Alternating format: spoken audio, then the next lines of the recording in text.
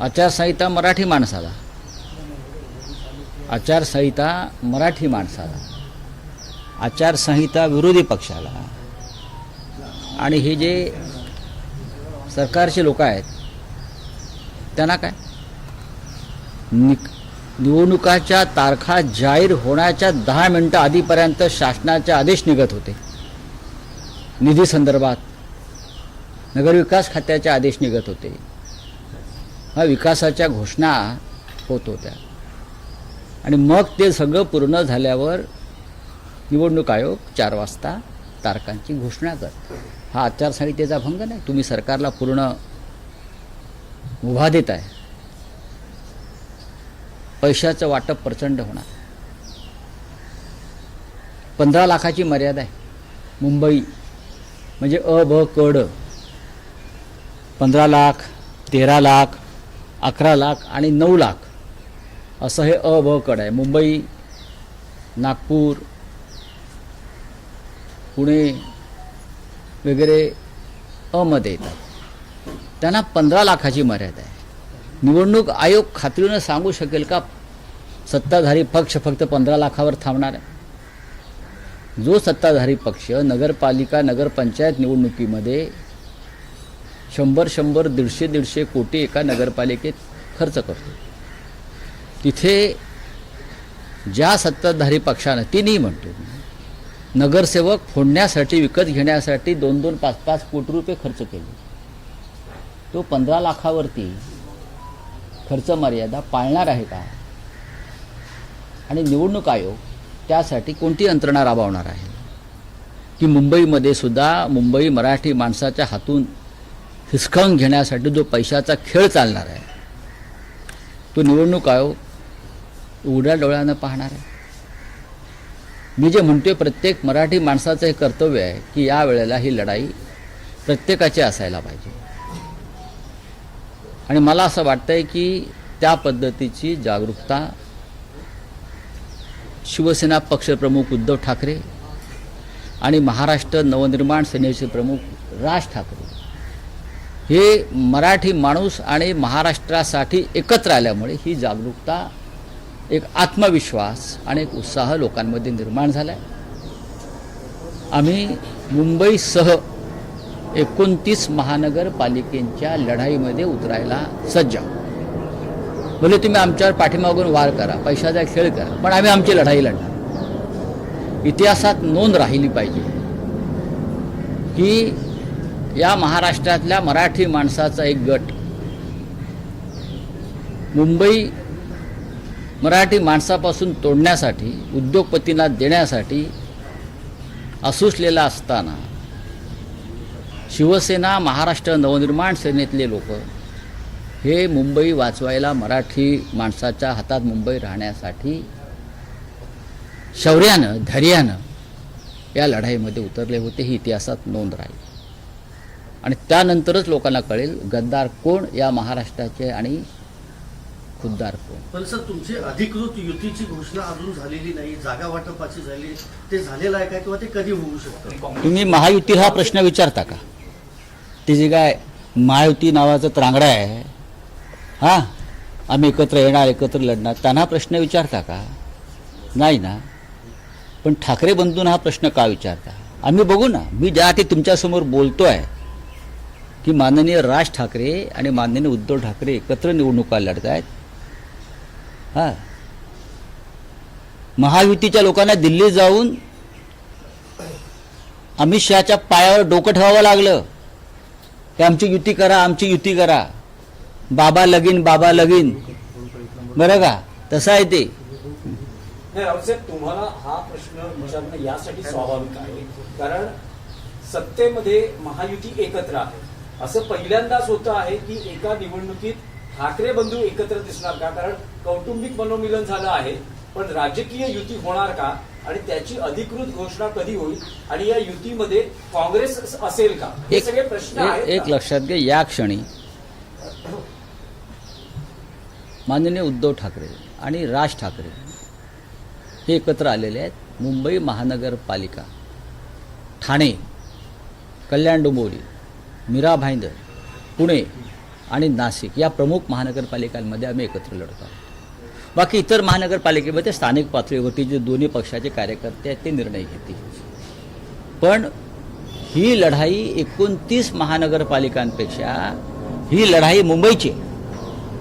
संयुक्त महाराष्ट्राच्या लढ्यामध्ये मुख्य लढाई मुंबईची होती. बाकी इतर प्रांत आले, विदर्भ आला, मराठवाडा आला, पण मुंबई ही महाराष्ट्रात राहावी यासाठी संयुक्त महाराष्ट्राचा लढा 1956 साली सुरू झाला आणि 106 लोकांनी त्याच्यामध्ये बलिदान दिलं. त्या बलिदानाची तयारी आम्ही आजही ठेवलेली आहे. उद्या जर हा संघर्ष झाला तर आम्ही मराठी लोक पुन्हा एकदा बलिदान द्यायला तयार आहोत. पण ही मुंबई आम्ही अमित शहांच्या घशात जाऊ देणार नाही. या महाराष्ट्राला माहिती आहे रेहमान डाकू कोण आहे, कोणाला मुंबई लुटायची आहे आणि त्यांना हे पाठबळ देणारे कोण आहेत.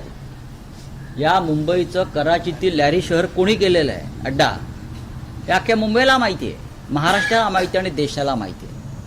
एवढंच सांगतो मी तुम्हाला. स्पेसिफिक प्रश्न आहे. उद्धव ठाकरे, राज ठाकरे यांच्या राजकीय युतीची अधिकृत घोषणा लवकरच कधी होणार? येत्या आठवड्यामध्ये ती घोषणा व्हायला हरकत नाही.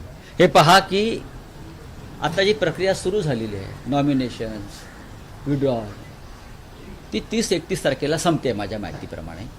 1 तारखेनंतरचे पुढले 13-14 दिवस हे प्रचाराचे आहेत. आता जे 2 पक्षप्रमुख एकत्र येतात त्यांचा काहीतरी कार्यक्रम ठरलेला असेल ना घोषणा करण्याचा, की हे आम्ही एकत्र आहोत, अशा पद्धतीने आम्ही जागा वाटप केलेलं आहे. ही भूमिका आमची मराठी माणसासंदर्भात आम्ही एकत्र येऊन काम करण्याची घेतलेली आहे. हे जर असेल तर तुमच्या मनामध्ये अशा शंका येता कामा नयेत. काँग्रेस सोबत असणार का? काँग्रेस तुम्ही काँग्रेसच्या वरिष्ठ नेत्यांशी बोलणार आहात. काँग्रेस या क्षणी सोबत आहे असं मला दिसत नाही. मला मागे म्हणालो की बिहारच्या निकालानंतर त्यांच्यामध्ये आत्मविश्वास वाढलेला आहे. ते मागे म्हणालो खरं म्हणजे त्याने आमच्याबरोबर मुंबईच्या या लढाईत असायला पाहिजे होतं. ही आमची भूमिका आहे.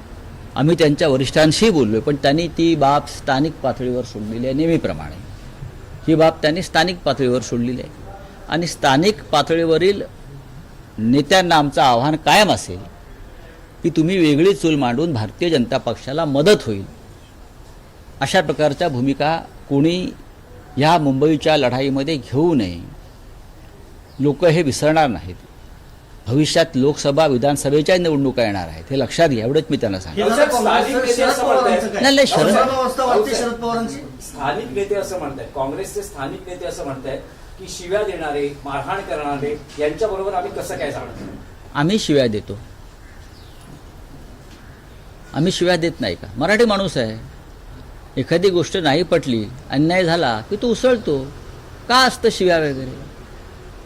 परवा अमित शहानी संसदेमध्ये शिवी घातली, साला. काय केलं आम्ही? संसद बंद पाडायला पाहिजे, बंद पाडायला पाहिजे. तुम्ही सहन करताय ना सगळं. कोणत्या शिव्या घातल्या, कोणाला शिव्या घातल्या? जे महाराष्ट्राच्या मुळावर येतील त्यांना जोड्यानं मारलं पाहिजे आणि त्यांना शिव्या घातल्या पाहिजे. जे शत्रू आहेत महाराष्ट्राचे, जे दुश्मन आहेत महाराष्ट्राचे, जे मुंबई आमच्यापासून तोडायला निघालेले आहेत, जे मराठी माणसाला त्याच्या अस्मितेला सातत्यानं अपमानित करत आहे, त्यांना शिव्या नाही घालत आहे का ओव्या घ्यायच्या?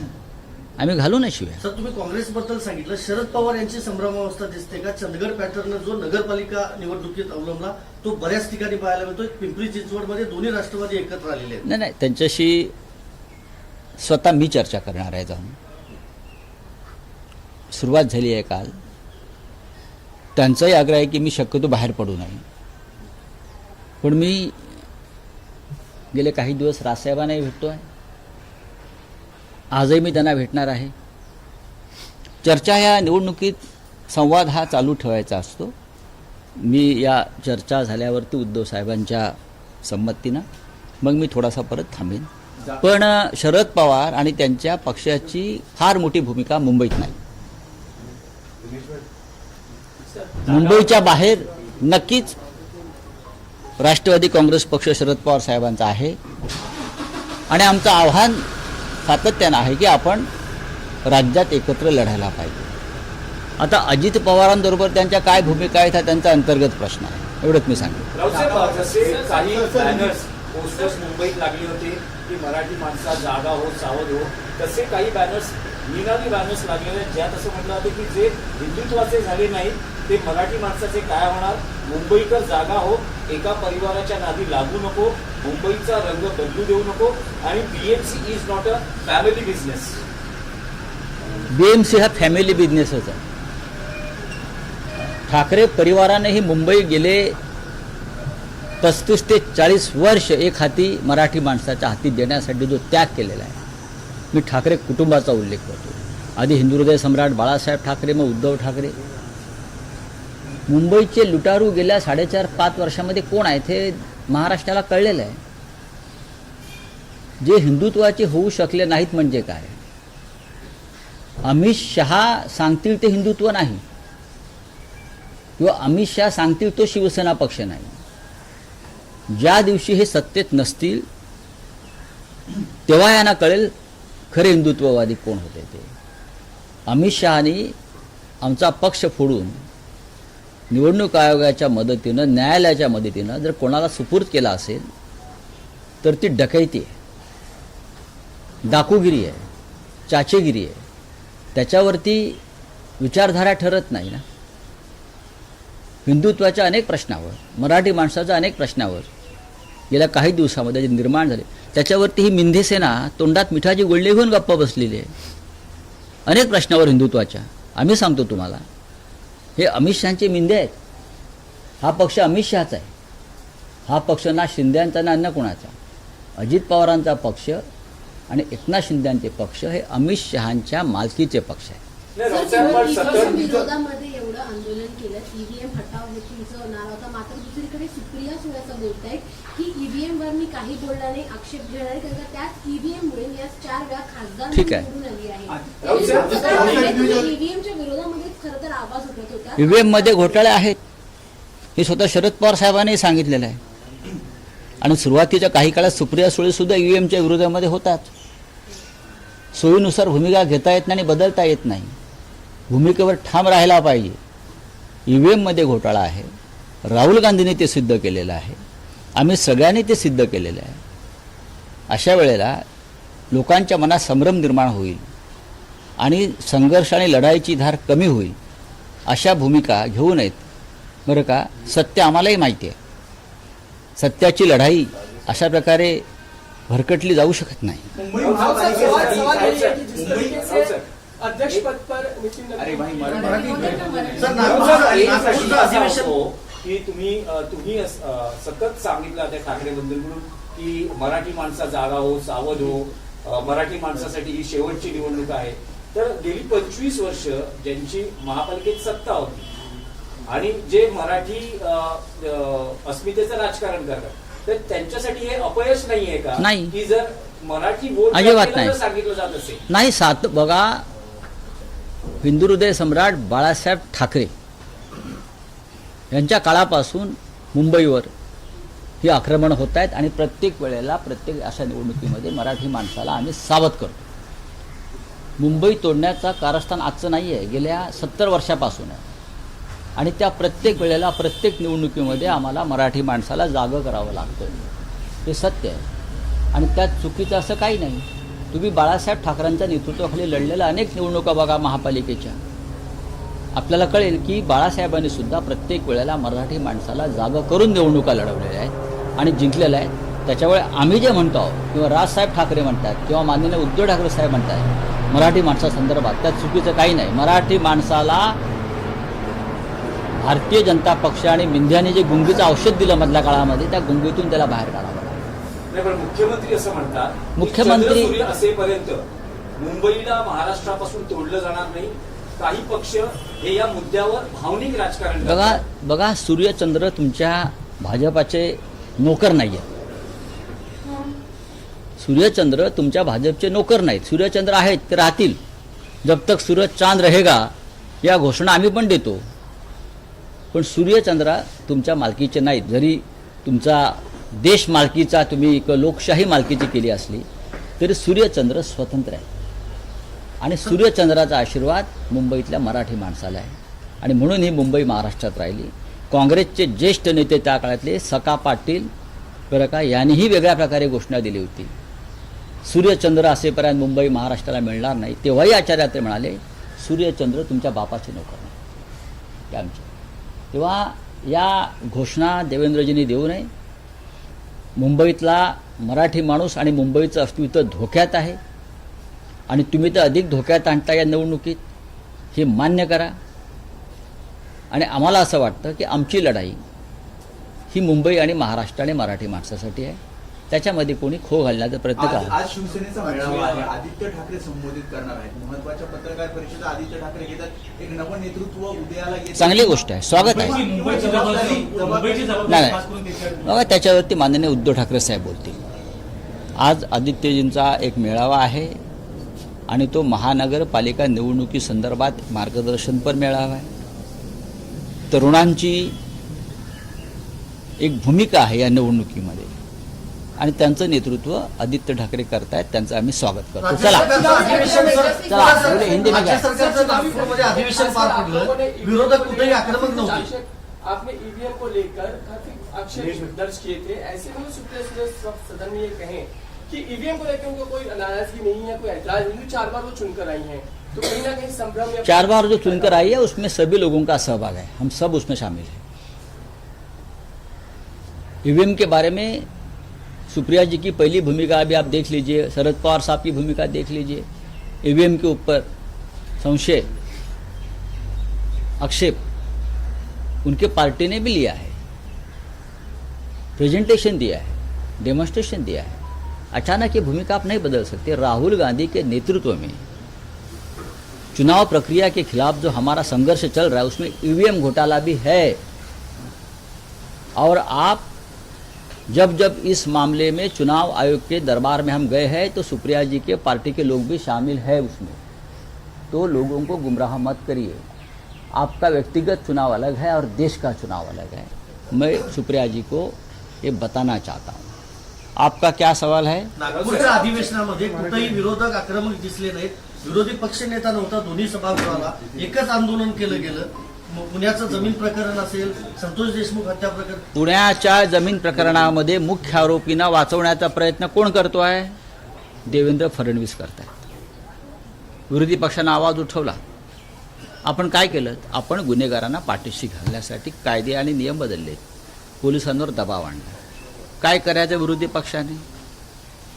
विरोधी पक्ष नेता तुम्ही देत नाही दोन्ही सभागृहात आणि विरोधी पक्ष काय करत नाही असं विचारता, हे ढोंग आहे. चला धन्यवाद. यामध्ये विरोधी पक्षातलेच एक नेते असं म्हणतात की ते व्यक्तिगत प्रकरण आहे. कोणतं पुण्यातलं व्यक्तिगत कसं व्यक्तिगत आहे? प्रकरण. सरकारी जमीन 1800 कोटीची, मंत्र्यांच्या मुलाला, उपमुख्यमंत्र्यांच्या मुलाला 300 कोटी देण्याचा प्रयत्न झाला. हे व्यक्तिगत प्रकरण असेल तर मग या विषयावर बोलायलाच नको. हे व्यक्तिगत प्रकरण कसं असू? तुम्हाला मिळेल का? म्हाडाचं घर तुम्ही घ्यायला गेलात, 10 लाख किंमत सांगितली, अमुक अमुक आले, चला त्यांना 2 लाखात द्या, सरकार देईल का? नाही, पण भास्करराव जाधवच त्या दिवशी बघा, कॉन्फरन्समध्ये असं म्हणाले. हे- त्यांना हा प्रश्न विचारला त्यावेळेस ते म्हणाले की हे व्यक्तिगत प्रकरण आहे. त्यामुळे सरकारच्या तिजोरीची जेव्हा लूट होते आणि ते सरकार पक्षाचे लोक करतात तेव्हा ते व्यक्तिगत प्रकरण असत नाही. भास्कररावांना हेच सांगायचं आहे वारंवार. भास्कररावांनी हे सांगितलेलं आहे. तुम्ही त्याचा कधी वेगळा अर्थ काढला असेल, अभी हो गया. सर, दोन लेकिन अभी मराठी ये सवाल प्रश्न है है कि अध्यक्ष पद के तौर पे उन्हें कार्यकारी अध्यक्ष पद पर नियुक्ति की गई है. अच्छी बात है. क्या उनके लग रहा है संघ का कहीं भी कुछ चल नहीं रहा? बीजेपी देखो, भारतीय जनता पार्टी ने अगर उनके पार्टी का कार्यकारी अध्यक्ष नियुक्त किया है, वो उनका पार्टी का अंतर्गत विषय है. किसको नियुक्त करना है वो उनका विषय है. उसमें हमारी जैसी पार्टी कोई भूमिका व्यक्त करे ये ठीक नहीं है. लेकिन 2-2.5 साल तक आप राष्ट्रीय अध्यक्ष का चयन नहीं कर सके, ये सच है. बाहर जो अफवाहें है वो तो यही है कि भारतीय जनता पार्टी और संघ परिवार में इस मामले में अनबन चल रही थी. बड़े बड़े नाम आ रहे थे, शिवराज सिंह चौहान से लेकर भूपेंद्र यादव तक, धर्मेंद्र प्रधान तक, विनोद तावड़े तक नाम आए, सीनियर नेता थे. देवेंद्र जी का भी नाम चल रहा था. तो अचानक एक ऐसे व्यक्ति को पार्टी का अध्यक्ष एक आदेश 4 लाइन का आदेश आया और नियुक्त किया। देखिए अननोन फेस है लेकिन कार्यकर्ता है। मोदी जी कहते हैं ना कि कार्यकर्ता के रूप में नितिन नवीन ने बहुत बड़ा काम किया। तो आप देखेंगे क्या काम होता है क्या नहीं होता है, उनका पार्टी का विषय है।